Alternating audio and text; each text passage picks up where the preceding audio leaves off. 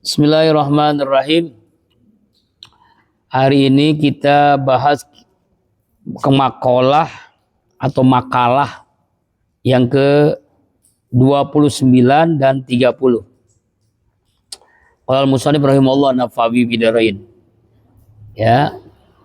Yang pertama makalah yang ke-29, qala Ai-Sibliyu. Telah berkata Imam Subli. Dia adalah seorang ulama, seorang waliullah, kekasih Allah ya. Apa ucapannya? Ijarata antasta'nisu billah ayaskunu qalbik ma'allah wala yanfiru minhu. Ya. Apabila kalian menginginkan ketenangan, menginginkan kebahagiaan, ketenangan ya. Ketenangan bersama Allah. Artinya apa? Tenang bersama Allah. Ya, memang tenang bersama Allah itu artinya memang maaf nih, Masya Allah, saya lupa pakai ini lagi. Bismillahirrahmanirrahim, jadi lupa ya, gara-gara tadi copot. Ulang lagi ya. Jadi bab yang makalah yang ke-29 itu ucapan dari Imam Subli, apabila kalian menginginkan tenang bersama Allah, artinya yaskuna qalbuka ma'allah, tenang bersama Allah. Begini ya, Allah itu di antara Asmaul Husna, nama-nama Allah namanya As-Salam. Namanya yang damai, maha tenang. Jadi kalau ingin tenang, dekati Allah yang maha tenang. Sama dengan begini, Allah maha ilmu, maha cerdas. Maka kalau ingin dapat ilmu, dekati Allah. Allah maha kaya, kalau ingin kaya dekati Allah. Allah maha pemberi rezeki, kalau ingin dapat rezeki dekati Allah. Makanya kenapa orang rezekinya susah, utangnya bejibun, kalau ngaji bebel, ya kan, susah hidupnya karena jauh dari Allah. Karena saya beri gambaran kemarin kan, kenapa dalam rumah tangga tidak ada kebahagiaan? Karena mungkin bisa jadi suaminya dekat Allah, istri jauh dari Allah. Atau kebalikannya, istri dekat Allah, suami jadi dari Allah. Jadi tidak akan kena dapat sakinah. Siapapun dia. Makanya pernah saya bikin gambaran kan, segitiga. Allah, suami, istri. Allah, suami dekat Allah, istri dekat Allah, maka mendapatkan sakinah, mawaddah warahmah. Tapi suami dekat Allah, istri nggak dekat Allah, susah mendapatkan sakinah. Misalnya Nabi Lut, istrinya jauh dari Allah. Nabi Nuh, istrinya jauh dari Allah. Atau kebalikannya, istri dekat dengan Allah, yaitu Asia, suaminya jauh dari Allah, bahkan kafir, Fir'aun. Ya kan? Nah, siapa kita teladani? Nabi Ibrahim dekat dengan Allah, istrinya dekat dengan Allah, maka mendapatkan kebahagiaan walaupun gak punya anak berpuluh tahun. Akhirnya Nabi Ibrahim dipaksa oleh istrinya untuk nikah lagi. Jadi kalau bapak pengen kawin lagi, ya mudah-mudahan istri bisa memaksa. Bagaimana caranya? Jangan punya anak. Gak punya anak kan? Akhirnya dipaksa, tapi dipaksanya dengan budaknya, namanya Siti Hajar, pembantunya. Karena gak mau dong Siti Sarah menikahi, mau memberikan suaminya untuk wanita lain kalau di atas levelnya, di bawah levelnya. Sarah itu wanita tercantik waktu itu, dan dia itu kaya raya. Maksudnya kalau sekarang mah anak pejabat lah, udah cantik, kaya raya, bangsawan. Makanya Namrud itu raja, dia ingin menikahi Sarah waktu itu, tapi didapati nggak mau. Sarah maunya sama Ibrahim alaihissalam. Nah, tapi dia berpuluh tahun gak punya anak, udah nenek-nenek. Akhirnya dinikahi lah, disuruh lah, bang, nikahlah. Nggak mau ah. Tapi lama-lama kalau dipaksa juga. Makanya kalau pengen nikah lagi, doakan supaya istri bisa memaksa kita nikah lagi. Alhamdulillah sampai hari ini istri saya nggak pernah maksa dan nggak mau ikhlas lagi. Ya, ya. Alhamdulillah istri saya sudah ikhlas kalau saya nikah lagi. Ikhlas kabur. Itu masalahnya. Ya, Bu ya. Nah, jadi gini Imam Subli ini mengatakan kalau ingin dekat dengan Allah, ingin tenang dekat Allah, bagaimana caranya? Caranya adalah harus hatimu itu tidak kabur dari Allah. Ya, walain minhu, tidak boleh lari dari Allah hatimu. Pastauhis min nafsik. Ceraikan hatimu dari nafsumu. Pisahkan hatimu dari nafsumu. Memutuskan kesenangan nafsumu. Mungkin sederhananya beginilah. Kalau ingin tenang dekati Allah, artinya iman dikuatkan, nafsu dikendalikan oleh iman. Dulu bahasa saya itu namanya pengimanan nafsu. Nafsu yang dikendalikan oleh iman. Kalau nafsu mengendalikan iman, itu manusia sama dengan binatang. Dalam surah Al-A'raf 176 kan, manusia seperti binatang. Laki-laki merupakan wanita buaya darat. Wanita jual diri kupu-kupu. Ya, laki-laki wanita satu rumah tanpa ikatan nikah kumpul, padahal manusia.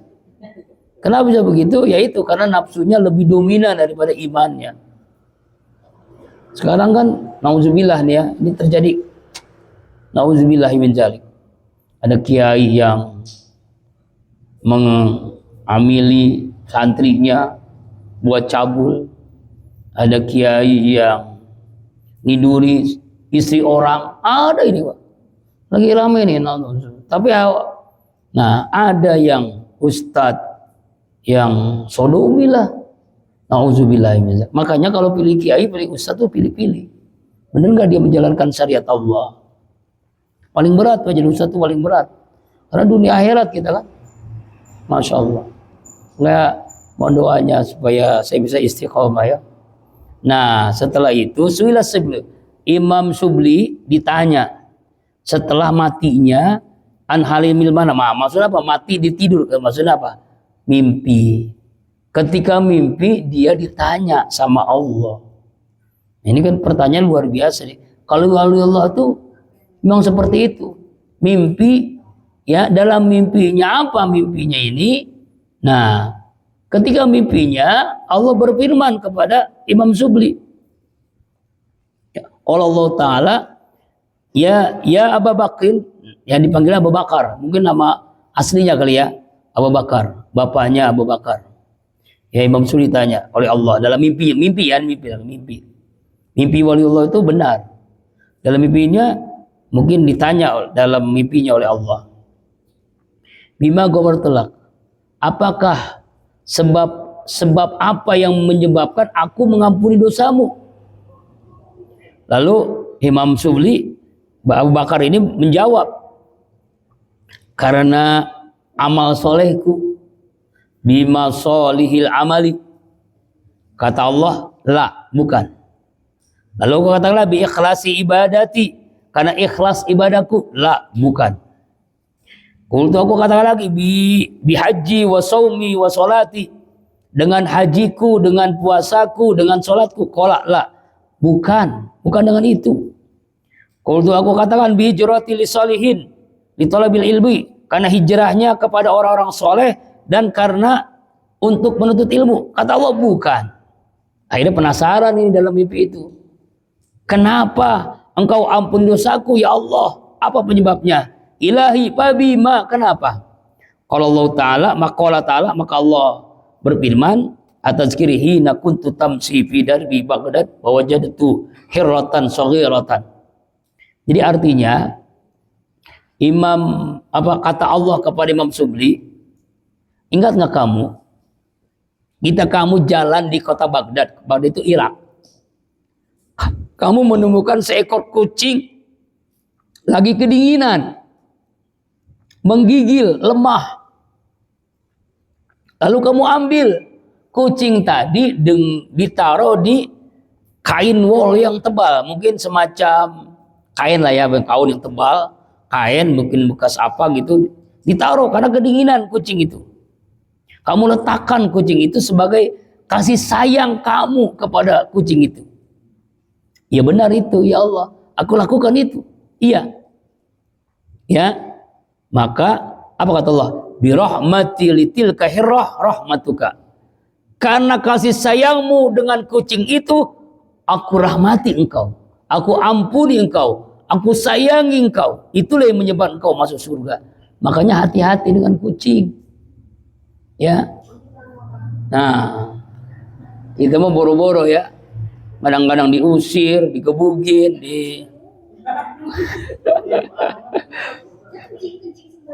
Iya, ya namanya juga binatang. Ya kalau kucing kencingnya di WC, mana bukan kucing namanya, manusia. Iya, itulah. Jadi artinya begini, ya. Ini dalam kitab ini kita ambil pelajaran gimana? Sama dengan ada hadis Rasulullah, seorang apa tuh wanita tunasusila, mungkin jablay, perek, hostess lah ya, ya pelacur, pulang dari melayani tamunya, ya gitulah, ya dia menemukan anjing ini mah, anjing hadis itu, anjing kehausan dekat sumur lah, dulu namanya sumur. Lalu dia ambil sendalnya, sepatunya kan namanya sepatu perempuan kan kayak klop lah, apa namanya itu? Ya ada semacam buat naruh air lah, selop gitu, selop. Dia ambil airnya, dia ambil ke apa nah ke sumur tadi, diberikan ke anjing tadi kehausan diminumin, anjing tadi sehat lagi, bisa hidup lagi. Apa yang terjadi? Wanita tadi Allah ampuni dosanya, Allah masukkan dia ke dalam surga. Gara-gara cuma ngasih air anjing gitu. Oh, ada lagi wanita ahli ibadah ini mah kebalikannya. Tahajudnya rajin, ngajinya rajin, apalagi mama rajin ngaji. Dia punya kucing dikurung, gak dikasih makan, dikurung sampai mati kucing. Apa kata hadis tadi? Wanita ahli ibadah tadi masuk neraka. Gara-gara membiarkan ya kucing tidak bisa nyari makan sampai dikurung mati. Tuh. Dan saya nauzubillah nih, 3 kali nabrak kucing sampai mati. Saya hitung nih, 2 kali mobil, 1 kali motor. Ya 2 kali motor. Ya kita nggak tahu kan, kita parkir ya, kita lagi mau berangkat ya, mobil dihidupin tuh. Dia mungkin namanya malam-malam kan, saya berangkat sekarang jam 3 Pak. Mau misalnya kuliah subuh nih hari Kamis, besok kan di Gandaria tuh. Berangkat setengah 4 jam 3 gitu kan, jauh ke Jakarta kan, mengejar subuh. Kita nggak tahu dia tidur di situ. Padahal udah hidupin mobil kan, panasin dulu kan. Langsung jalan. Kirain mah batu gitu. Kucing. Allahu Akbar. Udah begitu kucing yang mahal. Iya. Terus dibawa sama yang punyanya sampai 3 juta. Dioperasi di dokter hewan. Akhirnya istri bilang, udah Kak, kasih duitnya berapa kayak? Wah, kita nggak tahu kan. Akhirnya tambahin cuma 300, saya punya duit kan 300.000. Kata Kak, oh ini sayang banget, tapi mati juga. Udah dibayar 3 juta, mati juga. Allahu Akbar.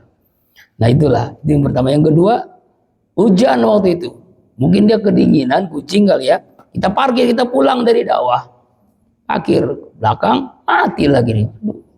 Yang ketiga, buru-buru pakai motor. Bukan motor gini, motor yang Beat. Buru-buru borong ngejar-ngejar kan, namanya subuh tuh ya. Nabrak, mati lagi ya. Jadi 3 kali ngalamin mati. Allahu Akbar. Sampai ada yang bilang waktu itu PRW, Ustadz, kaosnya mana kaosnya? Jadi kita minta kaos katanya. Atau kenapa itu? Coba dikuburin dengan kaos kita. Oh, yaudah saya bilang. Allahu Akbar walillahil hamd. Nah ini mudah-mudahan Allah ampuni ya Allah. Tapi nggak sengaja, 3-3-nya nggak sengaja, emang nggak ada yang sengaja kan? Nggak tahu. Nah inilah cerita kisah nyata Imam Subli dimasuk surga. Allah ampuni, dapat rahmat Allah karena menyelamatkan kucing kedinginan. Jadi artinya jangan biarkan binatang yang mungkin kehausan gak dapat makan. Kalau binatang ya kasih makan ya. Tapi biasanya kalau kucing, kalau kita biasa kasih makan, dia nagih lagi kita. Ya Allah alam bisawab.